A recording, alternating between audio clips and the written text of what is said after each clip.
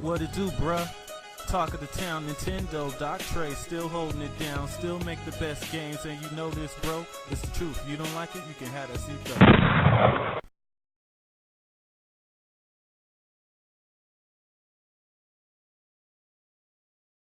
The fact that this thing is compatible with all of those engines, and like I told you guys before, and you guys tried to laugh at me, NVIDIA, ever since the Maxwell architecture, have taken a mobile first design philosophy where they make sure that all of their GPUs, from the high end all the way down to the lowest Tegra, are completely compatible with one another.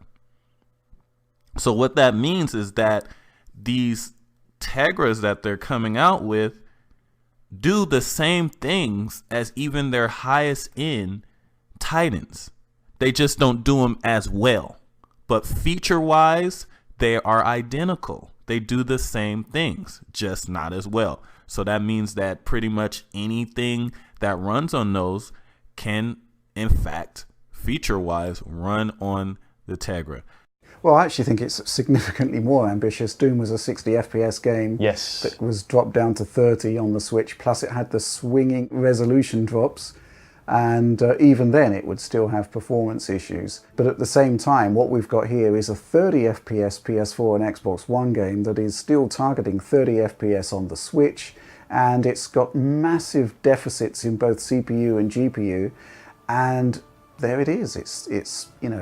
It seems to be mostly intact, and certainly as a handheld, it looks quite remarkable. But so that all goes hand in hand with this philosophy of let's give Switch owners the full package. So I've noticed, like, playing it portably as well as seeing in the B-roll here, you getting things like light shafts, you're getting the motion blur toggles are both there.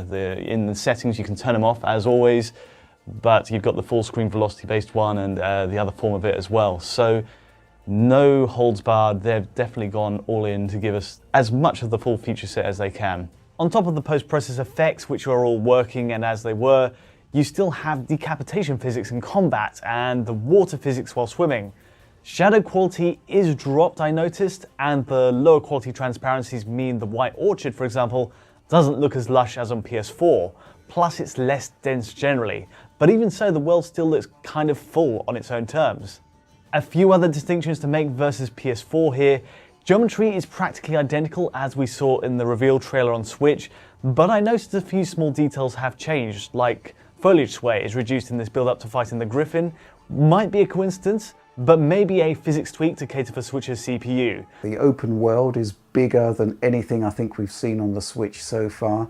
Performance certainly in the B-roll and even in your handheld stuff, it's holding up. It's certainly playable. I think that's, on the CPU side, that's a massive achievement.